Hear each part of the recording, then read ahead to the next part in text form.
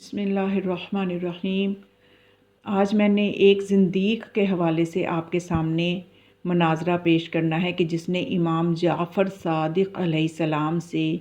खुदावंद मुतआल के बारे में मनाज़रा किया और उसने क्या क्या सवालात पूछे। वो सवालात आज हमें भी पता होने चाहिए कि ये सवालात हमसे भी हो सकते हैं, तो हमें इनके जवाबात पता होने चाहिए। मैंने गुज़श्ता वीडियो जो थी, जो कि अब्दुल्ला दियासानी एक दहरिया था, उसके हवाले से बनाई थी कि उसने जो इमाम जाफ़र सादिक़ अलैहिस्सलाम से सवालात किए थे, इमाम अलैहिस्सलाम ने उसको किस तरह से जवाबात दिए कि वो दीन हक़्क़ा को कबूल किए बगैर ना रह सका।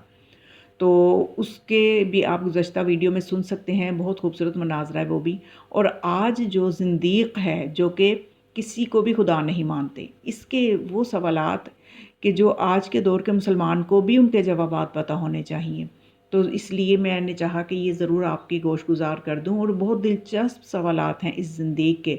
कि इसने मतलब इस मनाज़रे में आप सुनेंगे कि इसने क्या-क्या सवालात इमाम अलैहिस्सलाम से पूछे कि आप एक ऐसे मबूद की इबादत क्यों करते हैं जो नज़र नहीं आता। फिर इमाम अलैहिस्सलाम ने इसका जवाब दिया और फिर इसने आगे जाके आप सुनेंगे कि इमाम अलैहिस्सलाम से इसने जो सवालात किए कि तमाम इंसानों को अल्लाह ने एक जैसा सालेह क्यों नहीं बनाया। फिर इसने पूछा कि आपके बकौल अल्लाह कादिर है, तो फिर जब वो कुदरत रखता है तो उसने इब्लीस जो कि दुश्मन खुदा है, उसने उसको माफ़ क्यों कर रखा है और उसको इतने वसी वसाइल क्यों दिए हैं कि जिसकी बदौलत वो मखलूक को गुमराह करता फिर रहा है। फिर उसने कहा कि जब किसी गैरुल्लाह को सजदा नाजायज़ है तो अल्लाह ने आदम अलैहिस्सलाम को सजदा क्यों करवाया। फिर उसने पूछा कि इसकी क्या वजह है कि बाज़ लोग जो हैं वो पैदा ही अमीर होते हैं और बाज़ पैदाइशी तौर पे ही मोहताज और गरीब पैदा होते हैं और वो बावजूद कोशिश के अमीर नहीं हो पाते, गरीब ही रहते हैं। और बाज़ इतने अमीर होते हैं कि वो दौलत लुटा के भी अमीर रहते हैं, इसकी क्या वजह है। और फिर एक शीरख्वार या छोटी उम्र के बच्चे जिनका कोई गुनाह भी नहीं होता, तो फिर वो बीमारियों में मुब्तला क्यों होते हैं। या फिर इस तरह से उसने मुख्तलिफ़ सवालात करते हुए और भी बहुत दिलचस्प सवालात पूछे कि खुदा ऐसा, आपका खुदा ऐसा क्यों नहीं करता कि कोई मरने के बाद वापस आए और आके बताए कि वहाँ पे क्या हुआ, ताकि लोगों का ईमान मज़बूत हो और वो ईमान ले आएँ और गुमराही से बच जाएँ। और फिर ये कि खुदा ज़िंदीक़ ने कहा कि इस्लाम से पहले अरबों का दीन ज़्यादा इस्लाम के करीब तर था या कि मजूसियों का। फिर इसके भी दलाइल दिए। तो इस तरह से यानी बहुत ही दिलचस्प और भी मज़ीद सवालात हैं जो इस मनाज़रे में हैं और एक वीडियो में इनको बयान करना मुश्किल होगा। तो इस ज़िंदीक़ का जो मनाज़रा है, इसको इंशाअल्लाह कोशिश करूँगी कि मैं आपके सामने जितना हो सके इख्तिसार के साथ बयान करूँ। और अगर इसके ऊपर 2 पार्ट भी या 3 करना पड़े तो मैं इसके 2-3 पार्ट में आपके सामने तफ़सीली ये मनाज़रा इसलिए रखना चाहती हूँ कि इसमें ज़िंदीक़ ने वो सवालात पूछे हैं जो हमारे ज़हनों में भी आते हैं और हमसे पूछे भी जा सकते हैं, तो इसलिए हमें इनके जवाबात पता होने चाहिए। तो ये मनाज़रा जो है ये एहतजाज में है और दमातुस साक़बा में इसको एहतजाज से रिवायत करके बयान किया गया है। और वो कुछ इस तरह से है कि एक ज़िंदीक़ ने इमाम सादिक़ अलैहिस्सलाम से सवाल किया कि आप लोग ऐसे माबूद की इबादत क्यों करते हैं जो नज़र नहीं आता। तो इमाम अलैहिस्सलाम ने फरमाया कि हम अपने माबूद को नूरे ईमान से देखते हैं, हमारी अक्ल हमारे माबूद को दलाइल से साबित करती है, हमारी आँखें हमारे माबूद के आसार को देखती हैं, अंबिया ने हमें हमारे माबूद के वजूद की इत्तला दी है। देखिए, ये एक जुमले में इमाम अलैहिस्सलाम ने वजूद बारी ताला पे हर तरह के दलाइल उसके सामने रख दिए कि यानी हम अपने खुदा को बसीरत की निगाह से देखते हैं और अक़ली तौर पे भी साबित कर दिया कि हमारी अक्ल, ऐसे दलाइल हमारी अक्ल में मौजूद हैं कि वो हमारी अक्ल उन दलाइल को कबूल करते हुए माबूद को कबूल करती है। फिर आँखों से भी बता दिया कि अगर आँखों की बात है तो हम अपने माबूद के आसार को हमारी आँखें भी देखती हैं। और फिर अंबिया के हवाले से भी साबित कर दिया कि अंबिया एक बहुत बड़ी दलील है हमारे माबूद के वजूद पर कि उन अंबिया ने हमें हमारे माबूद के वजूद के बारे में बताया है। तो ज़िंदीक़ ने जब ये जवाब सुना तो फिर उसने कहा कि क्या आपका माबूद इतनी अज़ीम तर कुदरत के होते हुए इस बात पर कादिर नहीं कि वो आपके सामने आ जाए और आप उसे देख कर उसकी इबादत कर सके। تو پھر امام نے فرمایا جو چیز محال ہو اس کا جواب نہیں ہوا کرتا، یعنی امام بتانا ہی چاہتے ہیں کہ جس چیز کا ہونا ہی ناممکن ہے، جو ناممکنات میں سے ہے، محال ہے، تو اس کا جواب بھی نہیں دیا جا سکتا۔ تو زندیق نے کہا کہ اگر ظہور خدا محال ہے، یعنی خدا کا بندوں کے سامنے آ کے ظاہر ہونا اگر محال ہے اور محال کا جواب نہیں ہوتا، تو پھر انبیاء کے مبعوث کرنے کو کیسے ثابت کیا جائے؟ تو پھر آپ نے فرمایا کہ ہاں، انبیاء کا مبعوث ہونے کے لیے ہمارے پاس یہ واضح ثبوت ہے، کیونکہ جو ذات اتنی عظیم ہو کہ مخلوق اس کے ظہور کو تحمل نہ کر سکتی ہو،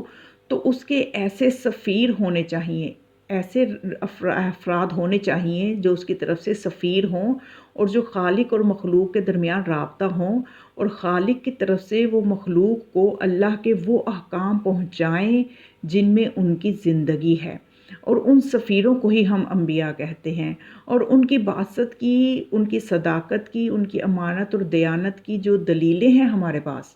یہ ان کے برحق ہونے کی دلیل ہے کہ وہ دیانت دار ہوتے ہیں، امین ہوتے ہیں، صادق ہوتے ہیں، اور ایسے معجزات ان کے پاس ہوتے ہیں کہ ویسے معجزات مخلوق میں سے کوئی بھی نہیں کر سکتا۔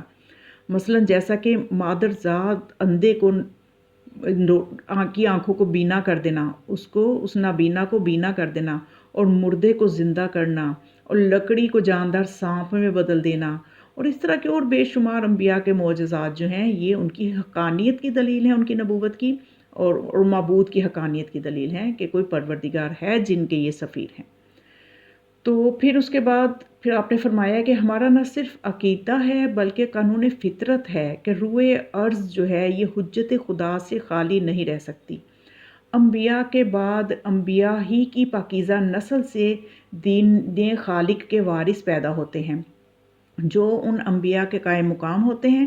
اور امت نبی کی تبلیغ کرتے ہیں، کو دین کی تبلیغ کرتے ہیں۔ زندیق نے کہا کہ اگر ہر دور میں ہر نبی کے بعد اس کی پاکیزہ اولاد میں سے ایسے افراد ہوتے ہیں کہ جنہیں اپنے یعنی نبی کے بعد وہ نبی کی خدا کے احکام کی تبلیغ کرتے ہیں، تو پھر یہ اختلافات کیوں ہیں اس وقت لوگوں میں اتنے؟ یعنی کہ جب حجتوں کو، وہ زندیق کہنا چاہ رہا ہے کہ جب حجت خدا کا اتنا مضبوط نظام ہے کہ نبی حجت خدا ہے، تو نبی کے بعد نبی کی اولاد میں سے ہی کوئی اور حجت خدا بن کے رہتا ہے،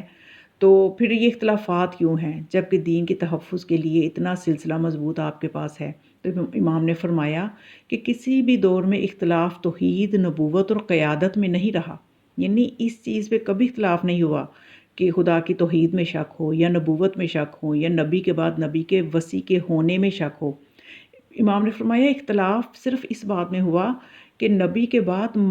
حجت کی معرفت میں اختلاف ہوا، کہ بعض لوگوں نے تو حجت کو صحیح پہچان کر کے اور اس پہ ایمان لائے اور صراط مستقیم کا درس حاصل کرتے رہے، اور بعض لوگ اپنی منمانی کر کے خود حجت خدا کی جگہ پہ آ گئے، اور جس کا نتیجہ یہ ہوا کہ امت گمراہ ہو گئی۔ تو زندیق نے کہا پھر ایسی حجت خدا کا کیا فائدہ جو لوگوں کو اپنا آپ نہ منوا سکے؟ ابھی آپ دیکھ رہے ہیں کہ وہ کتنا ذہین ہے، وہ بندہ بھی، زندیق بھی کیسے کیسے سوالات کر رہا ہے۔ تو پھر امام علیہ السلام جو کہ علم لدنی کے وارث ہیں، تو وہ بھی کس طرح سے اس کو جوابات دے رہے ہیں۔ تو امام علیہ السلام نے فرمایا کہ اس کے اس سوال کے جواب میں کہ جب اس نے کہا کہ ایسی حجت خدا کا کیا فائدہ جو لوگوں کو اپنا آپ نہ منوا سکے، تو امام نے فرمایا کہ حجت خدا کے لیے ضروری ہے کہ اقتدار کی لاٹھی اسی کے ہاتھ میں ہو، اور حجت خدا کے لیے تحفظ دینا بھی ضروری ہے، اور یہ کام اقتدار کے بغیر بھی ہو سکتا ہے۔ یعنی اگر حجت خدا اقتدار میں نہیں بھی آتی، تخت خلافت پہ نہیں بھی آتی، لیکن جو اس کا اصل کام ہے لوگوں کے عقیدوں کو تحفظ دینا، یہ کام وہ اقتدار کے بغیر بھی کرتے رہتے ہیں، کیونکہ حجت خدا جو ہیں وہ خود بھی لوگوں کے دین کے تحفظ کے لیے براہ راست بھی کام کرتے ہیں، اور ایسے لوگ بھی ان کے نائب ہوتے ہیں جو لوگوں کو حجت خدا کی طرف سے احکام اسلام لے کر، حجت خدا سے لے کر لوگوں کو بتاتے رہتے ہیں۔ تو یہ دیکھا آپ نے کہ کس طرح سے اس نے سوالات کیے، اور زندیق کے جو باقی سوالات ہیں ان کے جوابات انشاءاللہ آئندہ ویڈیو میں آپ کے سامنے ضرور پیش کروں گی، اور توحید کے حوالے سے کوشش ہوگی کہ زیادہ سے زیادہ دلائل جو ہیں وہ ہم معصومین کے ان مناظروں سے سیکھ لیں، تاکہ ہم موجودہ پورا شوب دور میں اپنے عقیدے کی حفاظت کر سکیں، اور بس اس خوبصورت بیان کو آپ آگے بھی ضرور پہنچائیے گا دوسرے لوگوں تک بھی، تاکہ وہ بھی استفادہ کر سکیں۔ دعا میں یاد رکھیے گا۔ والسلام علیکم ورحمۃ اللہ وبرکاتہ۔